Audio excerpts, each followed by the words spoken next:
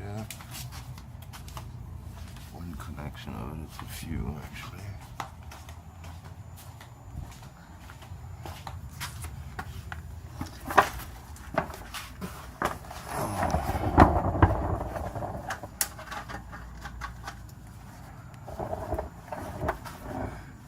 This release clip was fucking screwed, but I got it off. Took off pretty much all of the transmission bolts, the starter. Starter's disconnected. Just got to drop the exhaust. Took off this cross member for the tranny. I already loosened up the support.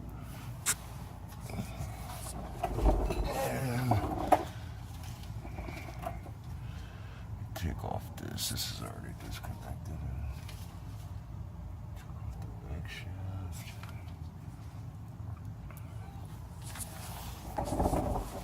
And this cross member has to come off.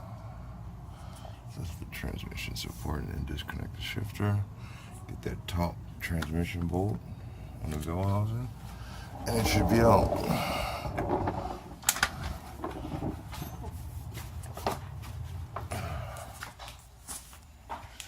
This is the suspect problem.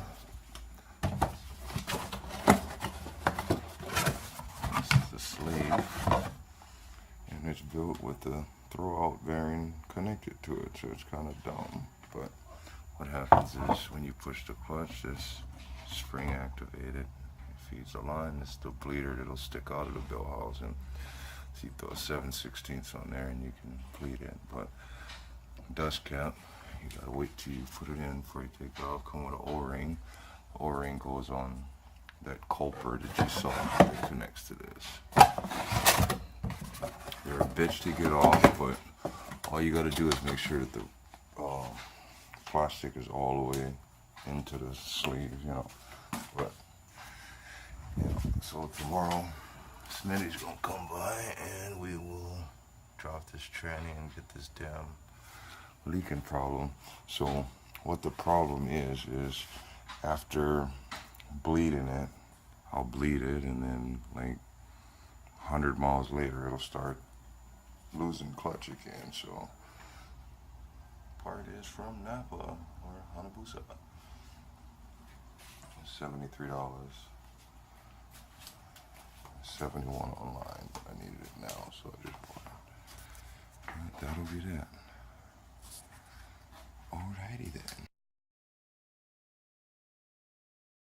I don't know where my helper is, but right now I'm taking off the cross member, and I'm down to the last bolt.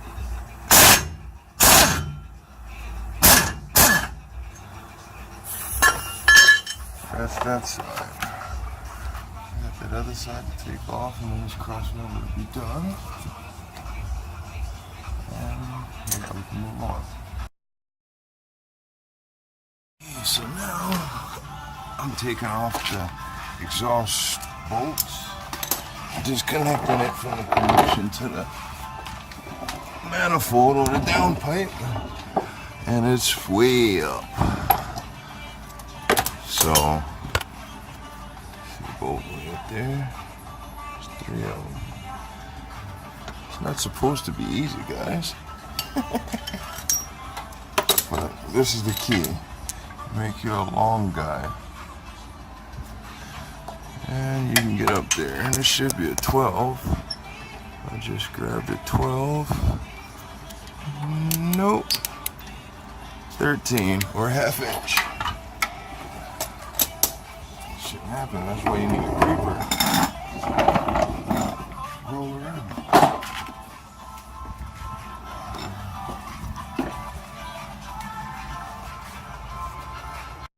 There's always going to be one that's hard to reach that you got to come from the top for. And that's for me, this guy.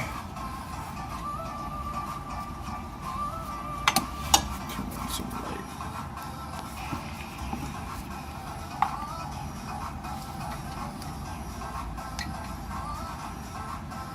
This guy right here. Alright, so I took off the manifold. And like I said, it's 3 bolts It's really hard to reach. One is from the outside through the fender well. Two of them are through the thing, but you need a long, long enough extension. So now nothing is restricting the bar from coming off, and the exhaust is out of the way. So now I can take this off, drop this down with the jack underneath it, pull the transmission back, and have access to the slave. All that to get to that. Ain't that something? But that is what it is, guys. Don't give up and get her done. Okay, so back to this, guys, and you will need some sort of block if you don't have a long enough scissors jack. Cross member is removed. It's just hanging. I didn't take all the way off because the exhaust hangers is holding it. And you want to just lower it really slowly so that you can get that top transmission bolts. So really slowly. Once they're exposed, then you're good.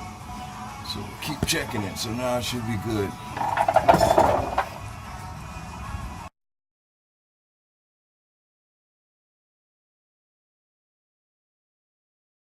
Okay, so yeah, we are done now.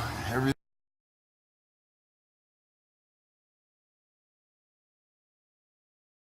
is down, and just like I said, this top bolt is a bitch, or I think it might be this one. This one I think is a dowel, but yeah, it's really hard to get, but you got to get most of them off. You got to take off the cross member, that way you can drop the back, and that'll give just barely enough space so that you can get that last bolt. But this is the guy that's bad. This is the slave, and it has some play to it. It's old looking, and yeah, that's the problem. So I gotta pause for the cause. I'm gonna take a friend to a storage to pick some stuff up. He needs some pills, whatever, but we are down, guys. I'm not gonna bring it all the way out because there's no need. I can access it from the front and change out the part. And that's the way it looks. Let's look at the new one. Just see how different it is.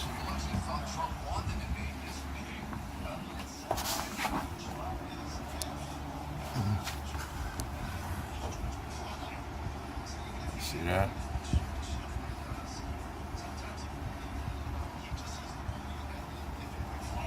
Alright, so we're gonna pause and we'll be back.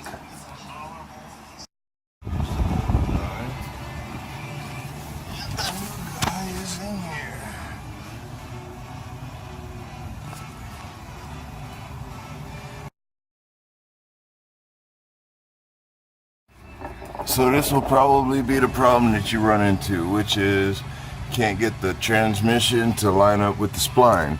So what you do is get it as close as you can, throw a bolt in there where you can get a few threads, and work it from there. It's gonna be hard. It's not a one-man job, but if you put the cross member back on, that'll give you some support, and you can do it. I'm not even a mechanic. I just fucked around with a few cars, but yeah, you can do it.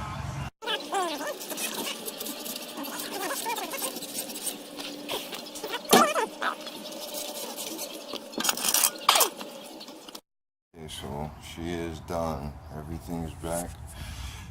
And I just took her for a spin. She runs good. I'm gonna have to bleed a few times to get all the bubbles out. It's kind of low on the clutch feel, but other than that, it's fine. Did a couple of donuts, and yeah, I put the rear end bolts on tight enough, so she's good.